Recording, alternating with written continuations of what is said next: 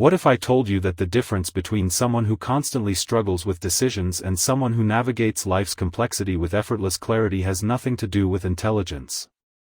That it's not about IQ points, natural talent, or some mystical gift they were born with? The real difference is something far more fundamental, something you've never been taught to recognize, and it's been sabotaging you your entire life. Every single day, you make hundreds of decisions. What to focus on. How to spend your time. Which opportunities to pursue. Which risks to take. And if you're like most people, you're making these decisions with an untrained mind. A mind that runs on autopilot, that reaches for mental shortcuts, that falls into the same invisible traps over and over again. You feel the consequences everywhere. Missed opportunities that were right in front of you. Choices that seemed right in the moment but unraveled later. That nagging sense that you're always one step behind while others seem to see around corners. Here's the truth nobody wants to admit: your brain wasn't designed for the world you're living in. It was optimized for survival in an ancient environment where fast pattern recognition kept you alive. But in today's world of infinite complexity, layered decisions, and long-term consequences, those same patterns are destroying your potential. You're using Stone Age software to solve digital age problems, and it's costing you every single day. The people you admire, the ones who seem to make brilliant decisions consistently, who spot opportunities others miss, who build empires while others spin their wheels, they're not smarter than you. They've simply trained their minds differently. They've developed what I call strategic intelligence. And strategic intelligence is not something you're born with. It's something you build, deliberately and systematically. This audiobook is not a collection of productivity tips or motivational speeches. This is a complete rewiring system for how your brain approaches problems. You're going to learn the exact thinking frameworks that separate reactive decision makers from strategic operators. You're going to discover why your mind betrays you in predictable ways, and how to override those patterns in real time. You're going to develop the cognitive control that lets you see what others can't see, predict what others can't predict, and act while others are still paralyzed by uncertainty. By the time we're done, you won't just think differently. You'll be different. You'll recognize the invisible patterns shaping every situation. You'll see through the noise to what actually matters. You'll make decisions with a clarity and confidence that feels almost unfair compared to everyone around you. This is not theory. This is the operating system upgrade your mind has been waiting for. And it starts right now. Strategic intelligence rests on 5 core principles that separate masterful thinkers from people who stumble through complexity hoping for the best. These aren't abstract concepts you admire from a distance. These are cognitive weapons you're about to master, tools that will fundamentally restructure how you process information and generate solutions. Most people live their entire lives without understanding these principles exist. By the end of this section, you'll see every situation through a completely different lens.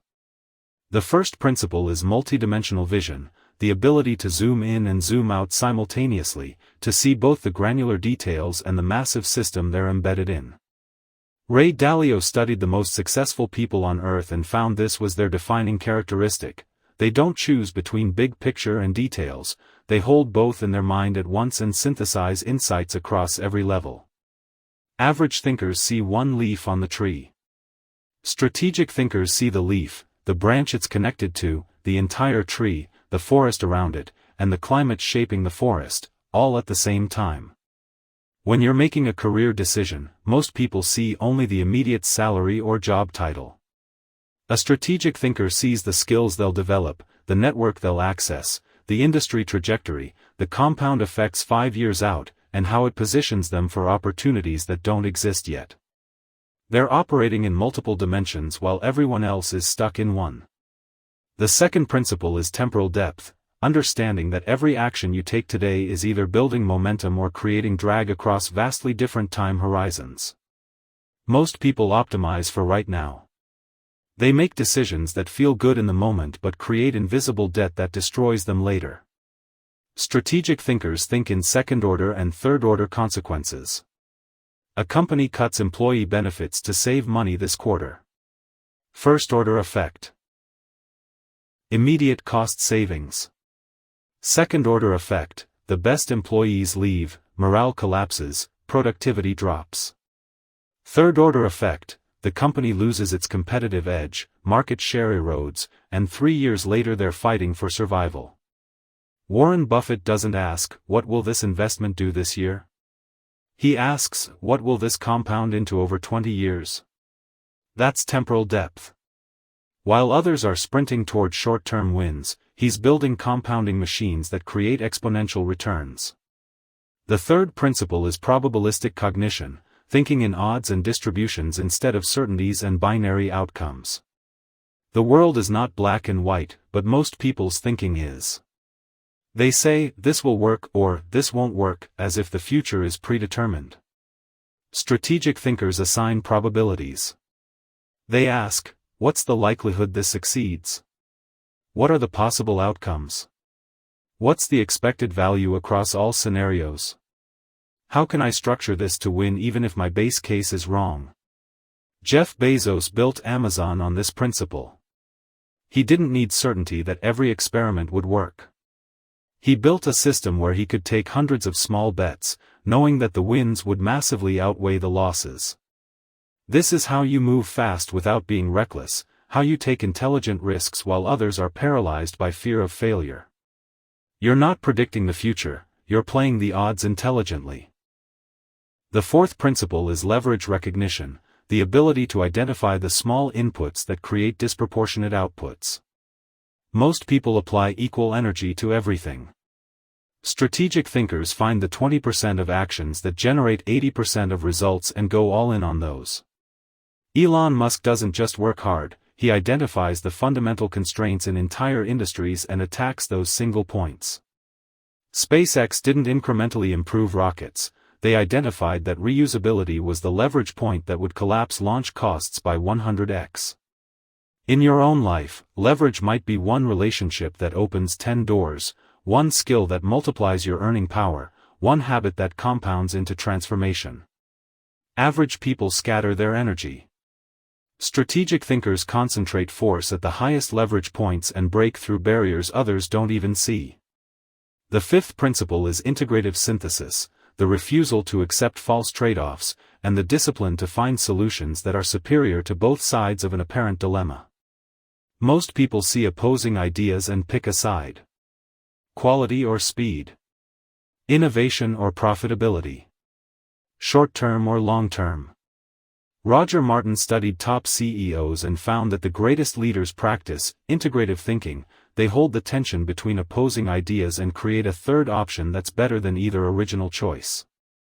Steve Jobs refused to choose between beautiful design and powerful technology, he demanded both and built products that redefined entire industries. When everyone tells you, you have to sacrifice X to get Y, that's the moment to dig deeper. Strategic thinkers don't make trade-offs, they make breakthroughs. They synthesize opposing perspectives into insights nobody else sees. Understanding these 5 principles intellectually is not enough. Right now they're just words, concepts floating in your conscious mind while your actual decision-making happens in the same old patterns. The real work is rewiring the default thinking patterns that have been running your brain on autopilot for years. And that's exactly what we're about to do next. Because your brain, left to its own devices, will sabotage everything you just learned. And until you understand why, you'll keep falling into the same traps no matter how much knowledge you accumulate. Your brain is designed to be lazy. And before you feel insulted, understand this, it's not a character flaw. It's a survival feature that kept your ancestors alive for hundreds of thousands of years.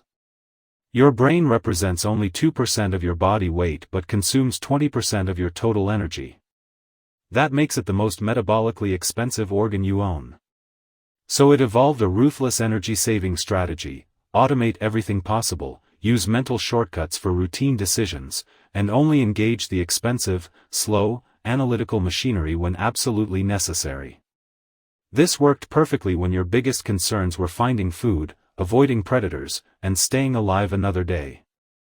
But in the complex, abstract, high-stakes world you're navigating now, this same system is destroying you. Psychologist Daniel Kahneman won a Nobel Prize for revealing how this works. He showed that you have two cognitive systems running simultaneously. System 1 is fast, automatic, effortless, and operates entirely beneath your conscious awareness. It's pattern recognition on autopilot.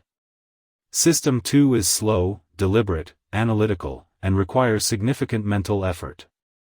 Here's the problem: System 1 is running your life. It makes snap judgments before System 2 even knows there's a decision to make.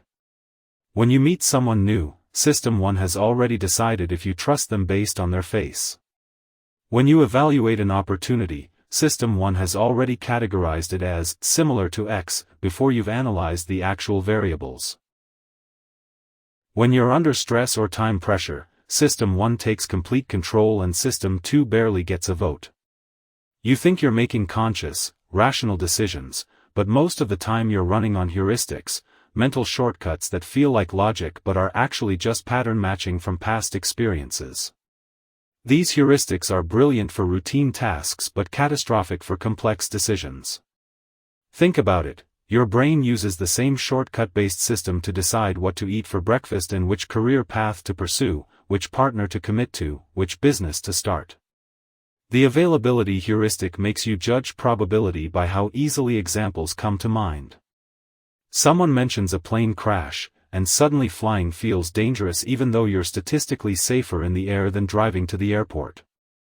You see 3 friends launch online businesses, and suddenly it seems like everyone's doing it and you're falling behind, even though you're only noticing the visible successes and ignoring the thousands of silent failures. Your brain is making life-altering judgments based on what's memorable, not what's actually true. The first destructive manifestation of autopilot is pattern matching without context.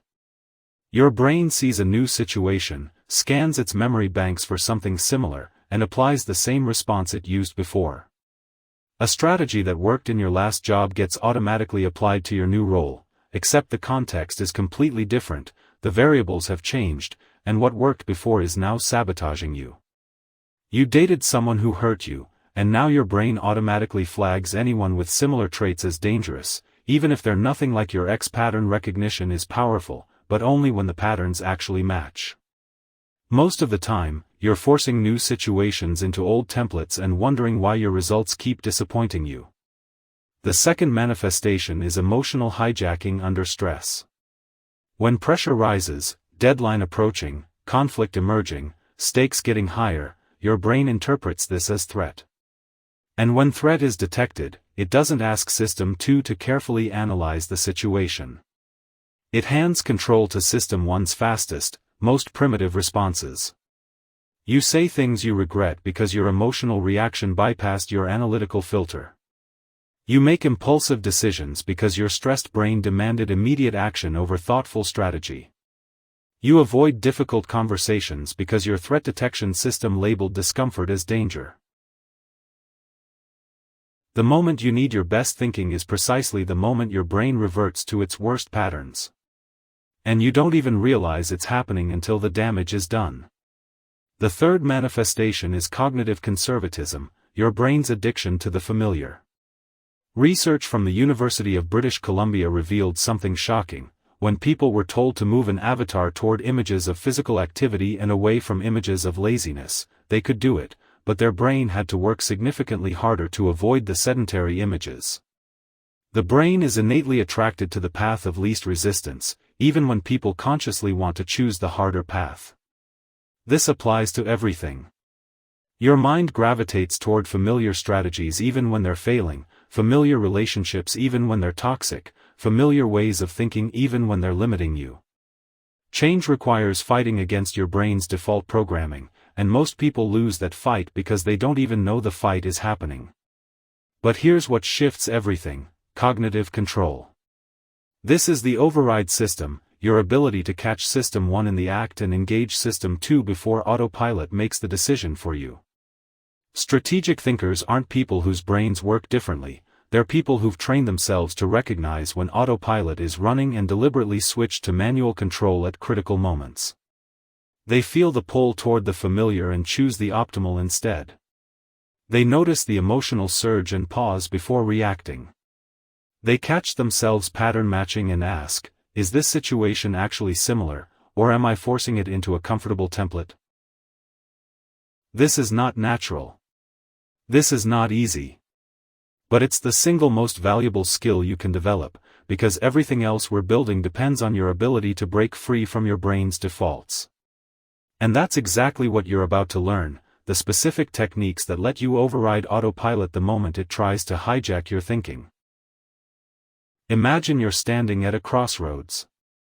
The decision in front of you feels massive. Should you take the new job, launch the business, end the relationship, make the investment? Your mind is buzzing with thoughts, but here's what you don't realize: most of those thoughts aren't yours. They're autopilot patterns dressed up as logic. Your confirmation bias is already cherry-picking evidence that supports what you emotionally want to do. Your availability heuristic is making recent experiences feel more important than they actually are. Your overconfidence is whispering that you've got this figured out when you've barely scratched the surface. And in that moment, if you don't have a system to interrupt these patterns, you're not making a decision, you're being hijacked.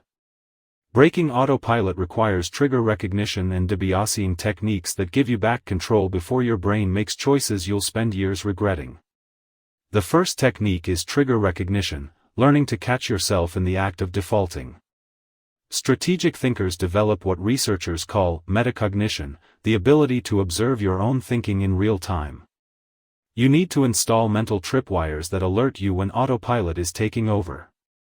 Ask yourself these diagnostic questions the moment a decision enters your awareness: am I feeling time pressure or stress right now? If yes, your System 1 is likely in control and pushing for fast resolution over optimal solution. Does this situation remind me of something from my past? If yes, you might be pattern matching instead of analyzing the actual variables in front of you. Am I having a strong emotional reaction: excitement, fear, anger, attraction? If yes, your emotions are probably generating your conclusion and your rational mind is just building justifications after the fact. Do I already know what I want to do? If yes, you've likely already decided subconsciously, and now you're just collecting evidence to support it rather than genuinely evaluating options. These triggers don't make you wrong, they make you aware.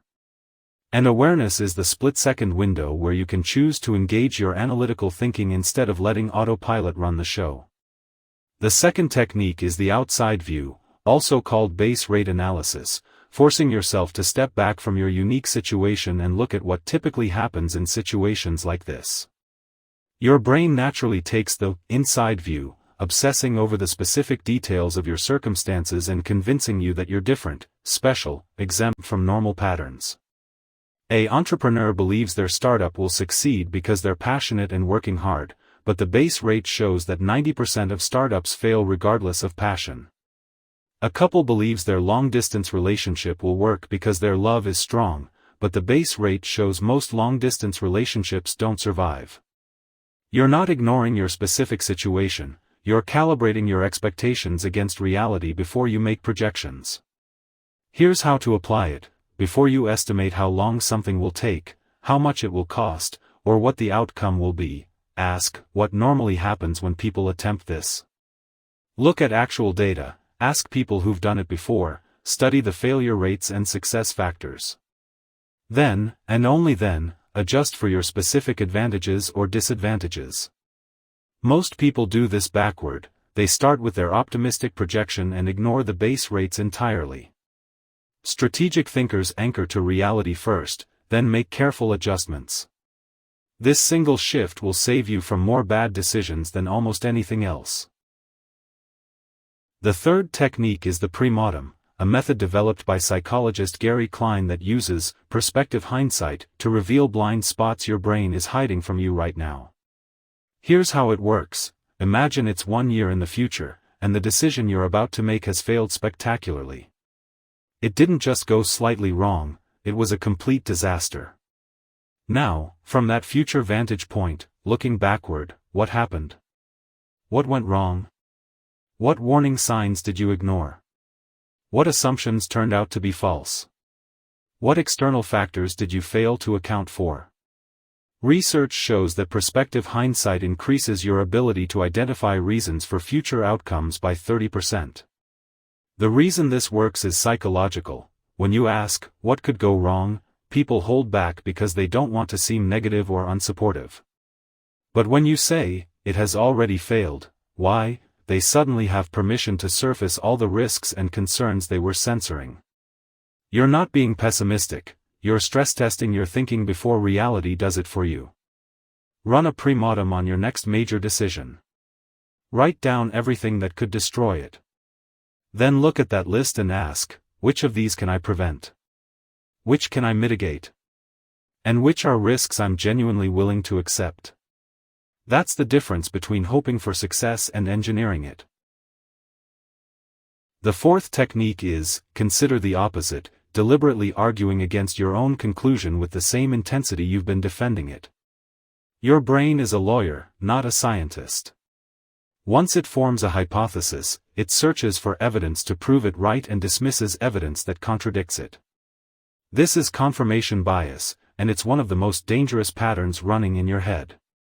Research on criminal investigators showed that when detectives were told to consider the opposite, they generated 72% more alternative hypotheses than the control group, including correct hypotheses they would have completely missed otherwise. Here's how to use it. You believe option A is the right choice. Now force yourself to build the strongest possible case for option B. Not a strawman argument, the absolute best case, using real evidence and logic. Ask, what would someone smart and informed who disagrees with me say? What evidence am I ignoring or downplaying? What would it take for me to be wrong about this? You're not trying to confuse yourself, you're trying to surface the information your biased brain has been hiding. If your original conclusion survives this stress test, you can move forward with genuine confidence. If it doesn't, you just saved yourself from a catastrophic mistake. Either way, you win. The fifth technique is cognitive forcing functions, building decision architectures that make bias physically harder to execute than clear thinking. Willpower alone won't save you, you need systems. If you're prone to impulsive decisions under emotion, install a mandatory 24-hour cooling-off period before any major commitment. If you're overconfident in your predictions, force yourself to write down specific forecasts with probabilities and review them later to calibrate your accuracy. If you're susceptible to groupthink, assign someone the explicit role of designated skeptic, whose job is to challenge every assumption. If you're pulled toward familiar solutions, mandate that you generate at least 3 alternative approaches before choosing. These aren't optional nice-to-haves, these are non-negotiable tripwires that interrupt your brain's automation before it drives you off a cliff. Jeff Bezos built forcing functions into Amazon's culture. The famous 6-page memo requirement forces clarity of thought before meetings, because you can't hide fuzzy thinking in a detailed written argument. Decisions with irreversible consequences require a different process than reversible ones. You need to design your own forcing functions based on your specific failure patterns. Where do you consistently mess up? What bias keeps burning you? Build a system that makes that bias harder to execute than the correct behavior. These 5 techniques restore clear thinking when your defaults fail you. But here's the truth, even with these tools, you're still vulnerable. Because your biases aren't random, they're systematic lies your brain tells you in predictable patterns. And until you understand the specific ways your mind is distorting reality, you'll keep walking into the same traps wearing different disguises. So now we're going to expose the enemies operating inside your mind, the cognitive biases that are costing you more than you realize. And once you see them, you can never unsee them. Mental models are simplified representations of how things work. They're cognitive frameworks that let you transfer insights from one domain to completely different domains, revealing patterns that remain invisible to people thinking inside a single discipline. Charlie Munger built a fortune and a legendary reputation by mastering what he called a latticework of mental models, 80 to 90 thinking tools drawn from psychology, physics, biology, mathematics, and economics that work together to decode complexity. He didn't just understand business. He understood systems, incentives, human behavior, probability, and compound effects, then synthesized all of those lenses simultaneously to see opportunities and risks others completely missed. This is not about collecting trivia. This is about building a thinking arsenal that makes you dangerous in any situation. The most powerful model is compound interest, not just as a financial concept but as a universal principle that governs almost everything that matters. Compounding means growth on your previous growth. Small advantages, repeated consistently over time, don't add up, they multiply. A company that improves 1% every day isn't 365% better at year's end, it's 37 times better because each improvement compounds on all previous improvements. This applies to knowledge. Every book you read creates connections that make the next book easier to understand and more valuable, so your learning accelerates exponentially if you stay consistent. It applies to relationships. Small deposits of trust, repeated over years, create bonds that can withstand massive withdrawals when crisis hits. It applies to reputation. Every time you deliver more than expected, you're not just winning that transaction, you're compounding credibility that opens doors you didn't even knock on. But here's the dark side: compounding also works in reverse. Small mistakes, ignored and repeated, don't just accumulate, they multiply into catastrophic failure. Slightly misaligned habits compound into wasted decades. Minor relationship neglect compounds into divorce. Strategic thinkers ask one question constantly: is this action compounding in the direction I want, or am I building debt that will destroy me later? The second essential model is feedback loops, the invisible circuits that either stabilize systems or send them spiraling out of control. Negative feedback loops are self-correcting. When temperature rises, the thermostat kicks in and cools the room back to equilibrium. When you get negative results, you adjust your strategy and course correct. These loops create stability. Positive feedback loops are self-amplifying. Success breeds more success, failure accelerates into collapse. The rich get richer because capital generates returns that create more capital. That's a positive loop.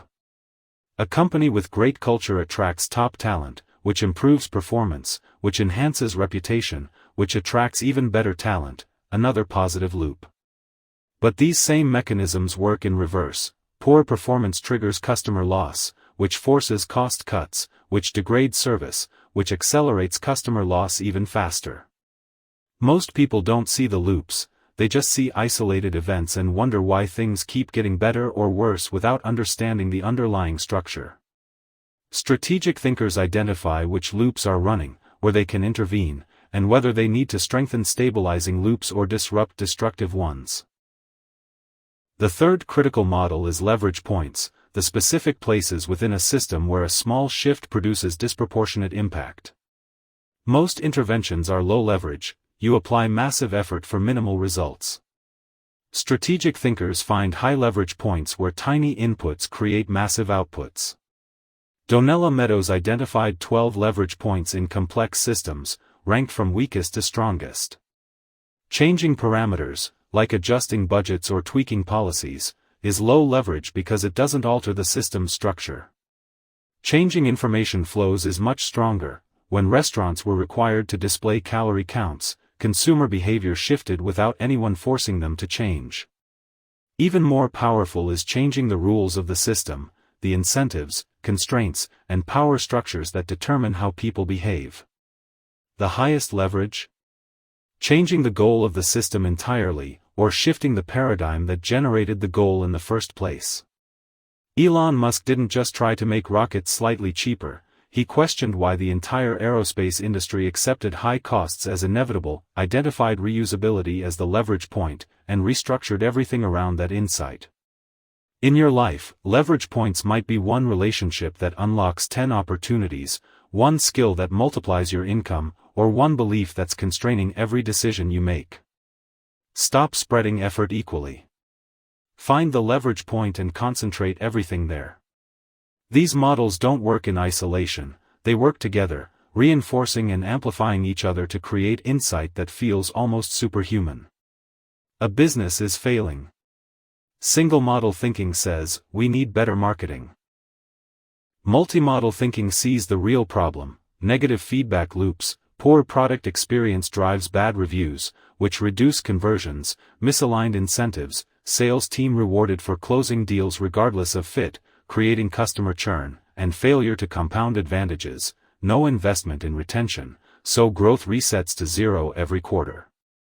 The solution isn't more marketing, it's restructuring incentives, strengthening product feedback loops, and building compounding retention systems. That's the lattice work in action, multiple models revealing what single-lens thinking completely misses. But even these powerful models have limits when you're facing truly novel problems where past patterns don't apply and analogies break down. That's when you need the ultimate breakthrough framework, the one that strips away all assumptions and rebuilds solutions from fundamental truths. And that's where we're going next, first principles thinking, the cognitive weapon that lets you see possibilities that don't exist yet and solve problems everyone else has declared impossible. Most people think by analogy.